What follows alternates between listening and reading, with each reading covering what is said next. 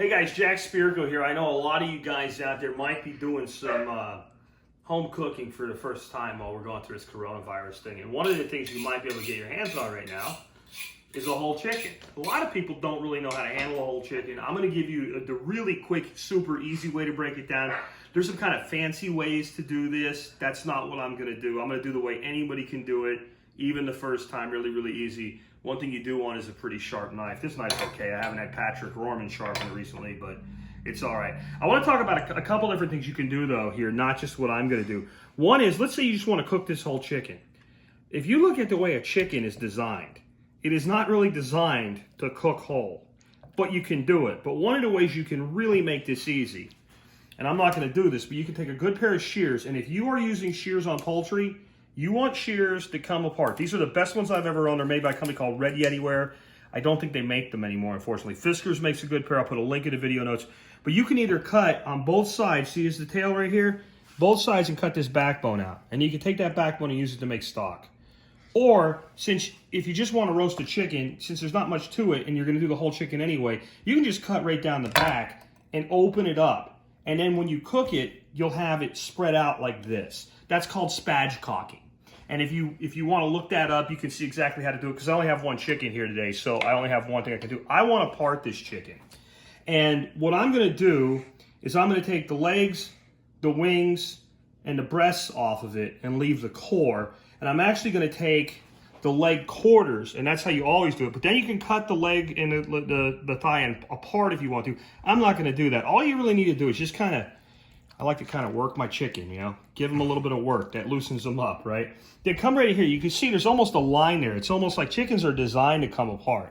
And you're just going to come in there and see, I'm not even cutting into meat yet. I'm only cutting skin, and already we're starting to open up. And you can see right down in there, that's the thigh. I'm going to come here and take this skin down, and I'm going to take this, and I'm just going to push like this. Boom. And right there, that joint popped out. Once that joint pops out, there's no bone holding this now. And what I'm going to do, I'm going to come back here like this, and there's what's called an oyster back there. You can really worry about getting that all out. Or if you just want to do this quickly, because you have a family to take care of, it just cuts right off like that as soon as you're done. Now, like I said, if you want to, you can almost see there's a line right there. And there's a joint, and you can feel this. I just don't want to take this apart. I want to cook this as a whole segment. But you can just cut that right in half, right through the joint, as long as you're on the joint. If it doesn't go through, move your knife around. After a time or two, you'll find it. So now we're going to repeat the process. I'm going to come in here, and since I already showed you how to do it, I'm just going to kind of do it a little bit faster. And I've seen people, they'd already be done with the whole chicken by now. I don't get in a big hurry. I actually kind of like doing this. And then come through here and just cut. Now you've got your 2 leg quarters. And like I said, it can either be 2 leg quarters, or you can go ahead and cut them in half. Now what we want to do is we want to get the wings off. The way I like to personally do the wings, I kind of hold the chicken like this and let the weight of the chicken do the work, and come in around like that. I guess I should slow down, right? So there's that joint right there again. Once you have joint, you're done. You come right off. And like I said, there's a lot of fancy ways. You can look up some pretty fancy ways to do this. Just watch your fingers when you're coming through. Boom, 2 wings. So now we got 2 wings, we got 2 legs. Now what we want to do, we want to take the breast cutlets off. Now, it's up to you what you want to do. If you want to leave the skin on your breast, I personally find that it's not really worth the effort to try to make the skin nice, and I just kind of pull it off once I get going. But what you want to find is the bone right here. This is like they call it the keel bone. And it's just simply, and you'll see it in a second when I open it up, but it's a hard spot right here. You want to put your tip of your knife right against that bone and go down it. You want to feel the bone and keep your knife against the bone. And a lot of people have different ways they like to do it. I like to start like that because it's easy to feel, and I like to turn it around.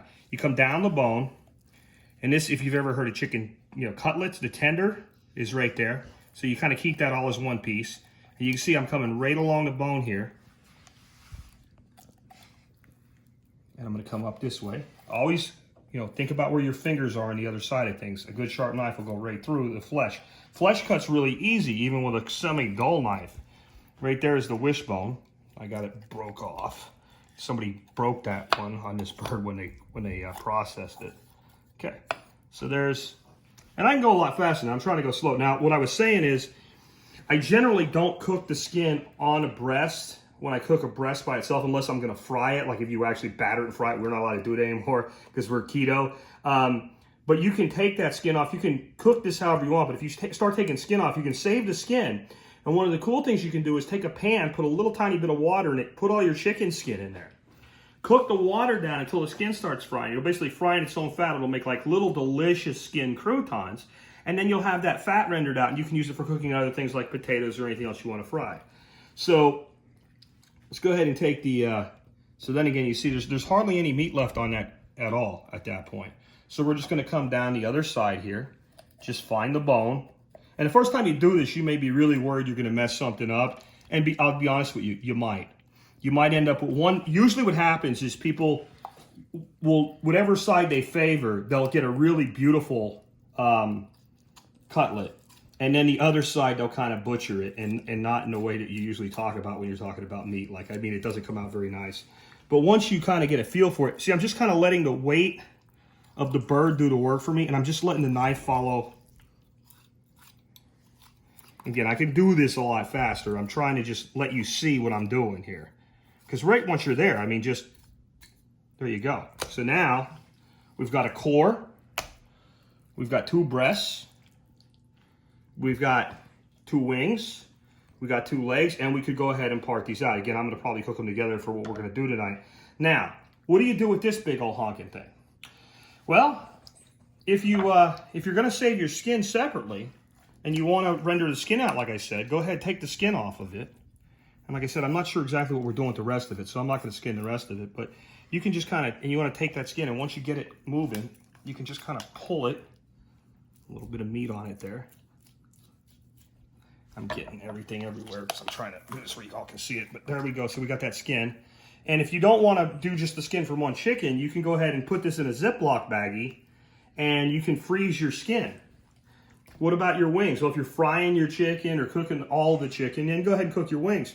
But, you know, if you want to save wings and you only do one chicken and you're going to start doing this, you know, as a regular thing, throw your wings into some packaging and freeze them until you have enough wings to make it worth working chicken wings.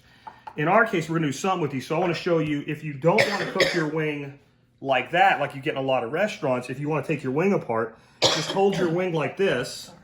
And like that, see how I push there? It kind of extends the joint, and you come right in there, and that wingtip will come off. Then come around, and again, chickens have almost a line. They almost show you where to cut right here.